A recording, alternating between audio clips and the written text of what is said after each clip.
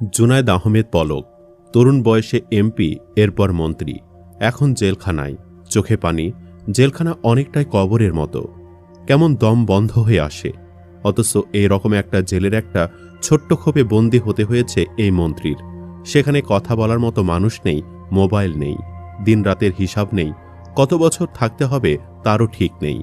হয়তো বাবর সাহেবের মতো বৃদ্ধ বয়সে, তারপর দল থেকে বাতিলের খাতায়। একটাই তো জীবন, অথচ তার কি নিদারুণ অপচয়। ক্ষমতায় থাকাকালীন কি ছিল না এই মন্ত্রীর? গাড়ি, বাড়ি, লোকজন, কর্মী, ক্ষমতা, টাকা। অথচ এখন প্রিয় স্ত্রীও সাথে নেই। এই ছবিটি একটা চরম শিক্ষা, এখন যারা ক্ষমতায়, আগামীতে যারা ক্ষমতায় আসবেন তাদের জন্য। কত প্রভাবশালীরা এখন চুপসে গেছে, কেউ সালাম দেয় না, ভালো মন্দ জিজ্ঞেস করে না। অথচ আগে কি সম্মান! এই পলক যে হাসিনার জন্য এসব করেছে, তারা